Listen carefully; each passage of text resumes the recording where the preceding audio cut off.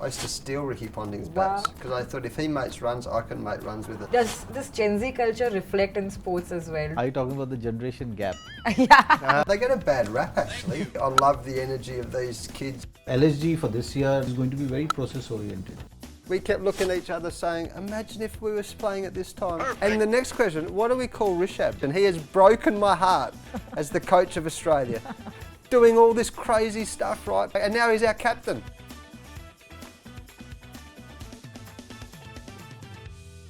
Hello everyone, welcome to Mic On with LSG. Today we have with us LSG Think Tank head coach Justin Langer here again for another season, and Zaheer Khan, legend, here to make more legends. Welcome both of you. I'm so glad to be having this conversation with you. So Justin, you've been with the team for 2 seasons now, and Zaheer, you've been to Lucknow before, right? Yeah, of course. Yeah. Justin, have you had any chance to see the city or eat the food or Well, this might be a secret, but I came here last year.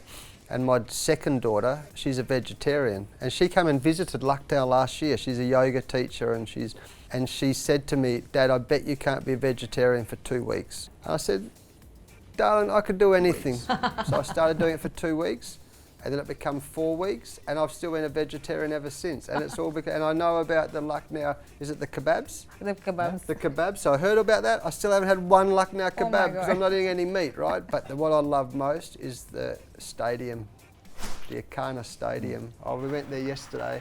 First time I've been back, and we got to training for the first time. It was like, oh, welcome home. And I love the crowd, and I love the atmosphere. And I found that with all the IPL, it's just an amazing event to be a part of. So yeah, I'm very happy to be here. Very excited. And Zaheer, what has been your equation with the city been? Looking forward to spend more time here. Of course, I've been to the city a few times. We used to go to Kantaap as well from here, so played enough games here as well. But very excited about the facility here. It's a top-notch stadium. Huge facility, nice dressing rooms. All the boys are going to really have a great time. So all those kind of things really add to the whole experience of playing the game. And if you are in Lucknow, you cannot not talk about the food. so that's one thing which I have to be cautious of as well. Can't be enjoying it too much, but looking forward to spending some really quality time here. Yeah, I'm sure the players also are looking forward to the same. Before we get into more serious stuff, I just want to ask one thing, that in Bollywood they say कि एक लड़का और लड़की कभी दोस्त नहीं हो सकते, which means a young boy and a girl can never be friends. Does that hold true somewhat in a mentor-mentee or a coach player relationship also, where you have to be very aware of the boundaries? How friendly do you get with the players? How much do you get involved in their lives? Well, I think we are all cricketers, so you see the game, you've played the game. So I don't see it that way. I think it's just about understanding and talking about the game. So that is very important, and it's a team sport. So you're all working towards the same cause, which is finding a way of winning games of cricket. For me, it's all about everything coming together towards that one cause and finding that way and enjoying each other's success as well. Not everyone is going to have a good day every day. Yeah. So understanding that, so whoever is down, you got to just fill up for that. Bowlers bail the batters out, batters bail the bowlers out. Some days everything comes to the party, and some days nothing goes your way. That's the way game goes, and team sport teaches you that. It's great to be back in the dressing room personally for me, to be able to share all these conversations, share my experiences, and enjoy the ride. End of the day, you got to have fun as well along the way. There are going to be pressures, there are going to be all these things, but you got to be able to have a place, create a culture, create a place, where everyone carries back the memories. Yeah. And that's how team sport is played. Yeah.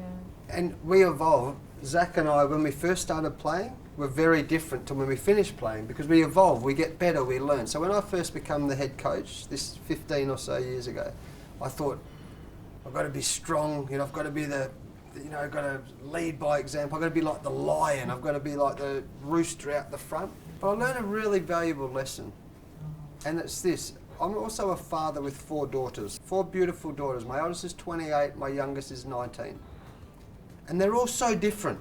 They come from the same place, we've got the same upbringing, but they're all so different. So then I started figuring all my players are going to be different. Yeah. And it's such a great lesson in leadership. When I first started, I thought, oh, maybe everyone should be the same, but it doesn't work like that. So you've actually got to learn about different personalities. When you become head coach, you often get away from doing what you love, which is coaching. You're just managing people the whole time. Ups, downs, frustrations, elations, triumph, disappointment, all this, and you've got to manage all that. And it's like when you manage your family. You know, you see, people only say you're only as happy as your unhappiest child, right? So if you've got kids in your team who are upset or angry, or you've got to manage that. So that's the trick. As a head coach, you've got to be like a father figure sometimes. You've got to be like a friend sometimes. Sometimes you've got to be like a policeman. Sometimes you've got to be like a parent. Like, you've got to be all these different things, right? But that's the art. That's the art of coaching. That's the art of leadership. This season is just starting. You've just met the players, but in general, I think you've been in senior roles for some time now. And of course, in a dressing room, in a coaching environment, the players are a certain way. But because you're seniors, do they also come to you with sometimes personal pains or low morale, high morale? Is there a sentimental relationship also that forms beyond the game? Oh, absolutely, no question. I mean, you spend so much time together. I used to say as a player, long time ago, I used to spend more time with my teammates than I did with my family. I'll give you a silly example. David Miller, who's playing with us this year. Yeah. I've met David Miller very fleetingly, but I've watched him play. So I'm in Australia 2 weeks ago, and my phone rings, and it's David Miller's agent. He says, "Justin, I need to talk to you about something." I said, "Well, yeah, what is it?" He says, "Well, David's brother's getting married, and he might have to leave the IPL for 2 days." And I said, "What's more important, a game of cricket or David's brother's wedding?" And the agent goes, "Oh yeah, his cricket's much more important." I said, "Are you kidding? Are you kidding me? A game of cricket, one game of cricket is more important than being at his brother's wedding?" I said, "Of course he has to go to his brother's wedding." Right? And that's a silly example, but you've got to treat people as humans as well as cricket. And if you do that, you'll get it back in buckets anyway, because we know if we're happy off the field and we feel relaxed and we feel that we're being supported, we'll play better cricket. So that's the environment you must create. No, absolutely. What JL is saying is pretty spot on, because if you're not trusting, you're not going to open up. The emotional involvement which you're talking about goes way beyond just the guys who are taking the field or just the guys who are part of the team, which a lot of the people who are following the game might be missing. So there are people who are involved, we are supporting, behind the scenes. So all of them, it's one family end of the day. And for you to have those open conversations and open dialogues, you got to have the trust factor. Everyone is creating that environment where it's a happy dressing room. So happy dressing room is a winning dressing room. So it's all interlinked. It's just a process, So LSG for this year, there's no doubt that it's going to be a team which is going to be very process oriented. Everyone who is moved away from the game, they'll often talk about what they miss is this part, just being in the changing room, having that banter, having those moments. And that's the thing. These are all fleeting moments in our life, right? We've been around a long time in the game of cricket. We've been in teams that have been successful, teams that haven't. It's so much more fun when you're in a dressing room where everyone's together and going in the same direction. Zach's exactly right. And you look back on your life. I used to have this thing that whenever I won with a team, we'd get a different watch. And I went to Somerset years ago and we won. We had this brilliant 3 years in my life. It was so much fun. I'd finished my international career, went to Somerset, and we had this brilliant changing room. And at the end we won and we all bought this watch. And every time I go back to England, I see my old Somerset mates, we've got the same watch on, like it's beautiful. Your life's so much richer when you play with people in a fun dressing room, because you'll never forget each other. You'll be friends for life. And you might not see each other for some, but we might knock into each other in England or India or during the summer in Australia, wherever, and we go, and you're friends. Like there's that bond because of these special fleeting moments in these teams. And that's just as Zach said, this is the great thing about playing team sport. That you create this. But I've also been in teams where you don't create it. And that's not magic. And that's not fun. And then that's that's the game. But our role is to create that environment, which is a great place to be. In movies, we have an image of coach, right? We have Shah Rukh Khan's 70 Minute. We have Ted Lasso's Believe. So we have these moments that are captured in cinema, and we're like, oh, this is how a coach is. So I just want to ask you guys: have there been moments or instances like that in your, coaching or mentoring careers, where you found yourself giving a very rousing speech or using words that really hit hard? I think there's times when you have to do that. Most of the time, though, you do most of your best work, whether you're at training or whether you're in the lunchroom or you're having dinner together, because the role of the head coach is to create a really great environment where people love to be around, they feel a belonging, part of the group and part of the team. And the second thing about the head coach, you've got to help players get better, help people get better. So therefore, that's where you do your best work. I think the rousing speeches, every now and then, you go with a gut instinct on that. And it happens at times, and different coaches do it different ways.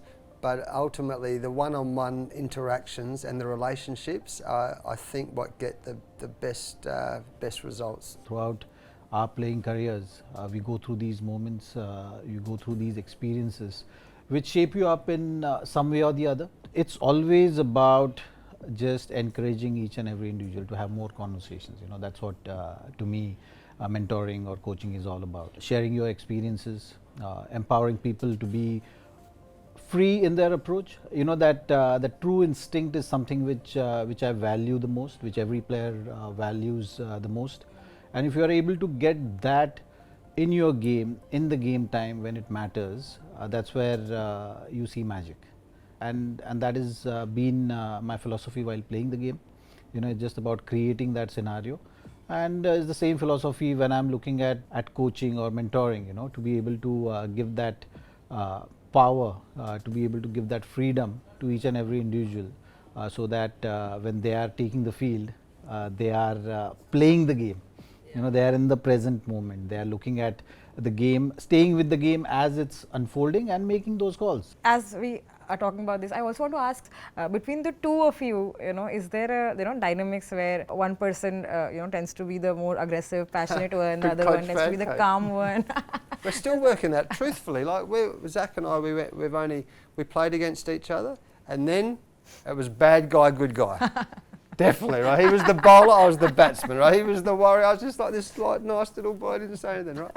But now we've just started working, and that's really nice. But it's like yesterday, we saw these players for the first time, and it's so exciting. I'm going, man, there's this talent. I said to Zach at the back of the net, I said, see him play, this is exciting, right? And then I meet these new coaches, Zach and I are just forming a relationship. And over time, I'll work out his strengths, he'll work out my strengths. I'll work out his areas of improvement, he'll work out my area, and then we'll complement each other. That's how it works. That's how great teams work.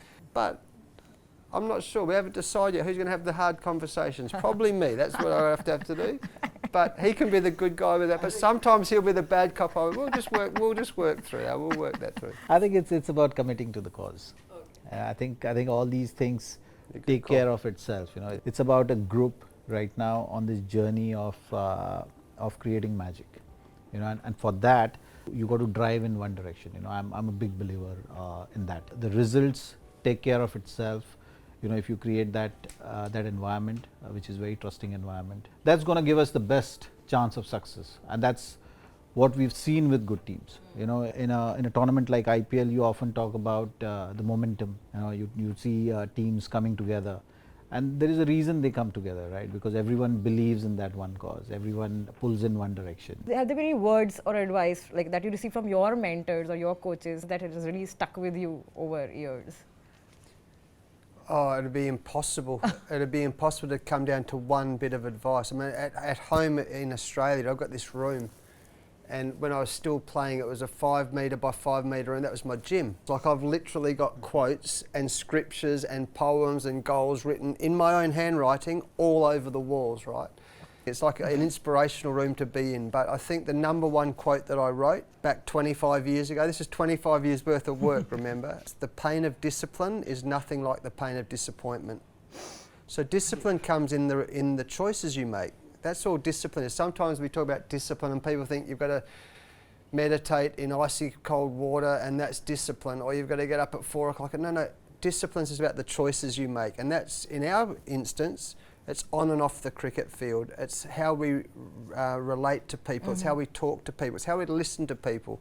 That's discipline. So if there was one bit of advice I was given amongst hundreds and thousands of bits of advice in my life, I would not be here without great mentors and coaches and teachers, but that would be the one thing. The pain of discipline is nothing like the pain of disappointment. Well, when I started playing cricket, so I started my journey of playing professional cricket very late in life. I finished my 12th, like I was 18, close to 19 years of age. That was the first time I made that decision, okay, now cricket is going to be serious for me, like, it's going to be profession for me. And my coach that time, he actually made a very interesting point, and he had the conversation with me, and he said, look, you've started playing cricket very late, and there are guys in Mumbai who start at the age of 10, 11. So you are 7, 8 years behind them. You got to be able to quick enough, keep your eyes open, keep your ears open, learn as much as possible, because you've already lost that much time. And that kind of just set me on this path of understanding the game a lot more, because I knew that I have to catch up for the lost time. And that just kind of stayed with me as I continued right throughout my career, to be able to pick on what's happening in the game. And that is something which went a long way for me. As we recall your past, I also want to ask one quick question, which is, if you look back at yourselves as players, in the past, is there something that you look back and like, oh my God, that would have been really annoying for me as a coach? Do you look back at a young Zaheer and like, oh my God, I don't know how my coaches handled this, okay, or a young Justin, like, oh my God, what a nightmare. Does that happen? Yeah, definitely. If I had one regret on my career, I worried too much as a young player. I used to worry so much about everything, and therefore when you start worrying about things, you forget to take away the most important thing, which is concentration and focusing on the present moment or what's important. Because if all worry is just thinking about what happened yesterday or what might happen tomorrow. And I used to worry about everything, but my grandmother, you talk about people giving tips and advice, my grandmother, beautiful grandmother. I used to say to her, oh, no, I'm worried about this. And she goes, oh, you're worried, are you, darling? She says, is there anything you can do about it? I say, no, Nan, there's nothing I can do. She goes, well, don't worry about it, darling. Don't waste your time worrying. Because if there's something you can do about it, roll your sleeves up, get to work and do something about it. If there's nothing you can do about it, which we spend so much time of our life worrying about things that might never happen. Yeah. Injuries, replacements, we've been talking about this morning. It could happen, but we'll deal with it at the time. That must have annoyed my coaches, because I used to worry about too much. Makes so much sense, and makes so much sense for all of us also, right? Like, I think worrying in general, I think as an athlete, of course, it has different dimensions, but just being in the present and focusing on the task ahead, I think that is the mantra. There's a beautiful saying, worry is like a rocking chair. You go back and forward and you go nowhere. Wow. And that's what we think about worry. What's happening in the future, there's nothing you can do about it. And it's one of the beautiful things I love about India so much. There's like this beautiful chaos in India.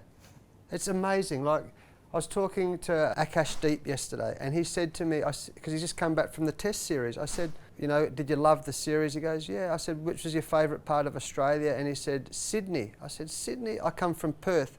He said, oh, Perth's very peaceful, but it's too quiet. He said there was no horns bipping, there's no noise, there's no people. But what I learned about being in India, where there's so much going on, you get in the traffic and there's traffic everywhere and there's noise everywhere, you must learn to just go with the flow. Yeah. You've got to be like water, and you've got to go with the flow. And when you do that in life, that's what I talk about worry. If you can just learn to just relax your body, focus your mind on what you can control, everything's going to be okay. But if you try and think about what could and couldn't, life often doesn't work that way. Yeah, beautiful. I've always believed that, through ups and downs of the game, you got to be able to control the controllables. So that's something which Justin was talking about. Injury part, as a fast bowler, I've had my fair share of injuries. Time off from the game, which is forced. You don't want to be sitting out for injuries. And at times it gets frustrating. But one thing I've learned through those experiences is that don't worry about things which you can't control. So it's such a phase for anyone once you're going through injuries, that you're so desperate to come back to doing what you do best, but you got to be patient through that, and each day you got to work with different guys, trainers, the physios, the doctors, telling you exactly how much you can do, and through that phase, actually, too less is also bad for you, and too much is also bad for you. So you got to be able to stay in that good zone where you're just constantly going upwards on your road to recovery. One thing which teaches you is that you can only control the controllables. So you got to be just doing what is required. So that is the control you have, and you just stay in that zone and keep moving forwards. I think these things actually come with experience, because I think I can totally imagine young kids getting such a big platform and worrying about all these opportunities. We talk about young players. The buzzword in our parlance is Gen Zs, and like across industries, across people our age group. People who are slightly older than the Gen Zs. Everyone talks about how annoying the Gen Zs are, or how their work ethic is different, or how brilliant they are in certain ways. So in sports or in cricket specifically, What's after Gen Z? It's this is Gen Alpha, I think. millennials? Gen Alpha is the new one, isn't Is it? the new one, yeah. The teenagers right now are the Gen Alphas. But I'm saying you are dealing with a lot of these young Gen Zs. My curiosity is, does this Gen Z culture reflect in sports as well? Do you see like sides of them which are like oh my god, these young people are so annoying, or there are sides of them you're like, oh my god, this brilliance is unprecedented, they're different in that sense? Are you talking about the generation gap? Yeah. I'm just wording it mildly. Yeah, I don't see it that way. End of the day, you are playing the sport, isn't it? Yeah. So it's about expressing yourself to the best of your ability. Like I said, team sport brings in all these other aspects, which goes just beyond playing the sport. Yes. You get inspiration for life also from these playing a sport. I look at it that way. So if at all, it's just about for all the Gen Zs to take up the sport. Yeah. If you're not a sports person. Yeah. If you're a sports person, things take care of themselves. Gen Z keeps you happy, keeps you young. Honestly, I love it. And I don't see that. They get a bad rap, actually. I watch these kids, honestly, and remember, again, as a father of Gen Zs, their energy, they do things a little bit differently, but I love it. I think, you think about only back a month or so ago in the Test series, when the kid Sam Constas walks out to bat, and you talk about generation gap. We were all in the commentary. I was with Sonny Gavaskar and Ricky Ponting and these guys in the commentary box. And Sam Constas in the second over tries to reverse lap or reverse sweep Bumrah in the Test match in front of 90,000 people. We're sitting here going, oh my God, we didn't know whether to cry, whether to get angry. We didn't know it. But then I'm thinking to myself, how cool is this? Like, Bumrah's the greatest bowler. I've never seen bowling like it in that Border Gavaskar series. It was unbelievable. And there's the kid, Gen Z, comes in and says, well, if I just try and do what everyone else is doing, I'm not surviving. And he does something. And I love the energy. I love the energy of these kids. And that's what keeps me. That's why I'm still coaching. Honestly, that's why I'm still coaching, because I love to see how the game keeps developing, how these kids have their ups and downs. They roll the roller coaster. And the next question, what do we call Rishabh? Is he Gen what? Because he's going to keep us grounded, right? I watch him bat in the opposition. He has broken my heart as the coach of Australia.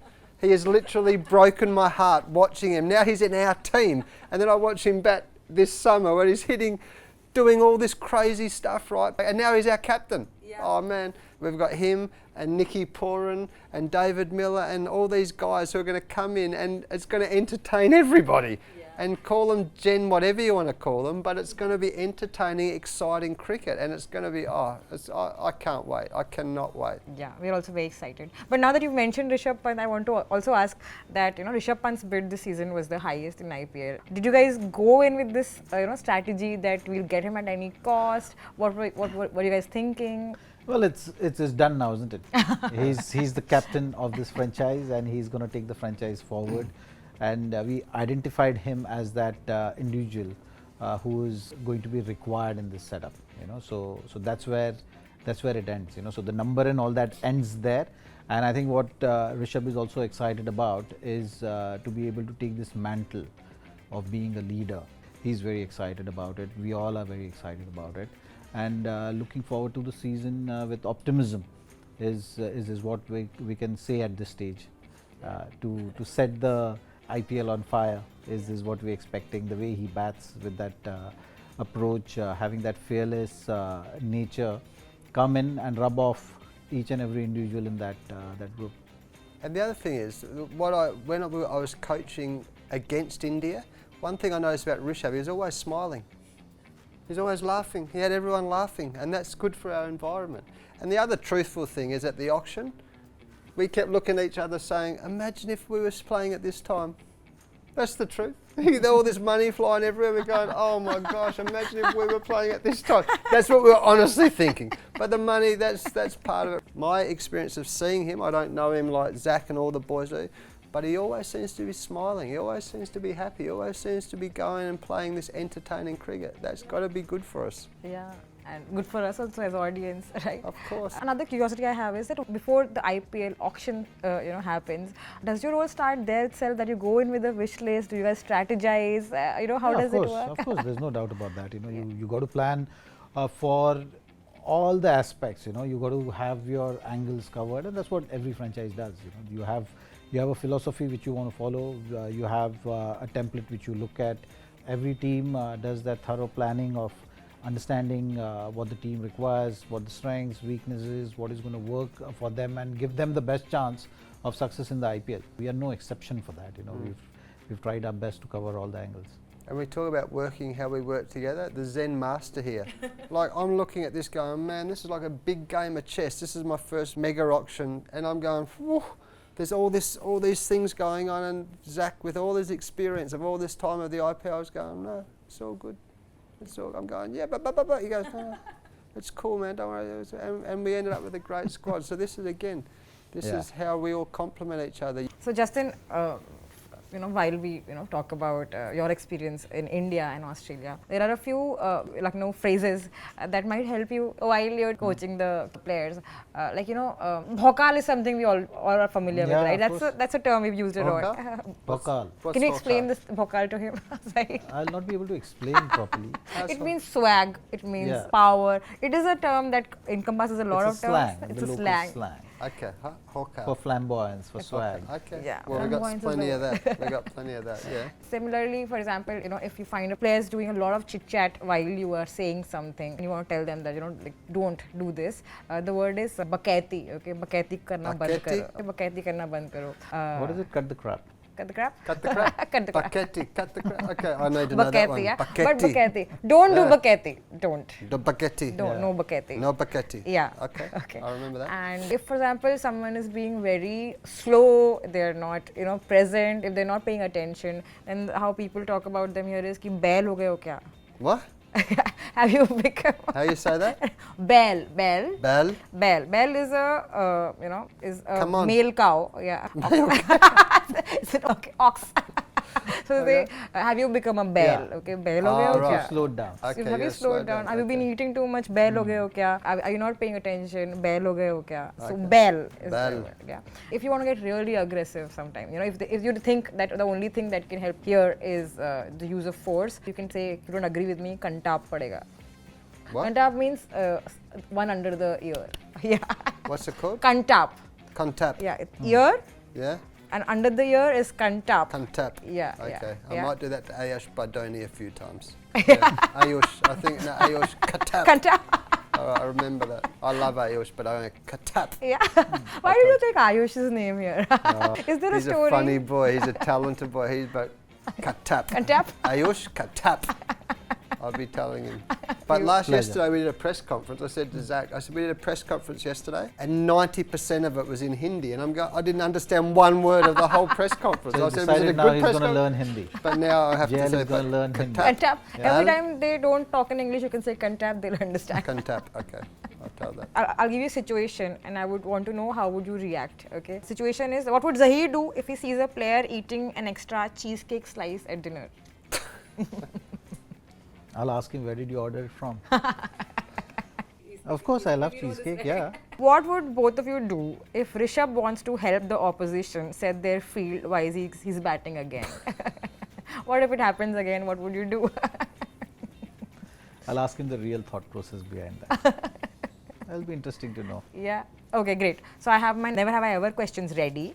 You have 2 placards. One is I have, one is I have not. You'll have to explain me the question properly though. Okay, okay. Never have I ever forgotten an important event because of cricket. You have or you have not? I think I have. You have. You have. Never have I ever given a wrong answer in a press conference just to avoid controversy. Oh, I have not actually. I have not. I won't dig deep. It's supposed to be rapid fire. Never have I ever sledged an opponent and regretted it later. I have. You have? Yeah. Regretted it later? Yeah. Yeah. You have? Both sledging and the regret part? Yeah, but I did act upon it. Called Binga and told him that certain lines should not be crossed and all that thing. Never have I ever had a heated argument with an umpire. Of course, I have had Yeah. plenty of them. Ready there? Never have I ever worn someone else's gear by mistake. I have. You have? Yeah.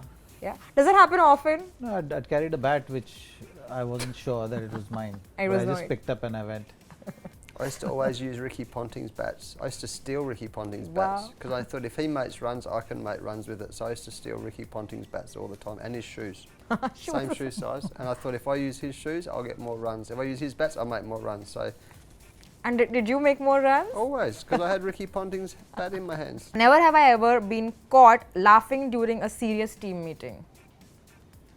Oh, this is a tough one actually. I can't recall. You have not been. You have not laughed or you have not been caught. I've laughed, but I haven't been caught, I think. Yeah, I must have laughed as well. Yeah, but you guys are good at this. But I wasn't sure if I got caught. Same. And the last question, never have I ever lied in a never I have ever game. You've not. You've been honest. Being honest. I have not lied. Yeah. This Yeah. is your first one anyways. So which one should I Give that I'm one. not? Yeah. There you go. I've you been know, I should very have just honest used about words. Yes. this game. Very serious about this game. Yeah, we can see that. But no, thank you so much, guys. You've been lovely. Pleasure. Thank you once again for your time. Okay, but before we wrap this up, there are a lot of fans watching you, LSG fans who have a lot of expectations from the new season. Parting words from both of you for the fans who are watching us. Well, for the fans who are watching, thank you for your support. We've got a great, exciting team coming up. We can't wait for the IPL. We've got a good group of people. We hope you see lots of smiles and you see very competitive warrior spirit from LSG this year. Yeah, keep supporting us and get more in. Yeah. That's how we're looking at it. Thank you once again, Zaheer. Pleasure. Thank you so much, Justin. Pleasure. Looking forward to a great season and all the best to both of you. Apni bari. Pleasure. Hi, I'm Zaheer Khan. Tune into my con with LSG, only on Hook. Hello, it's Justin Langer here. Tune in to Mike On with LSG, only on Hook.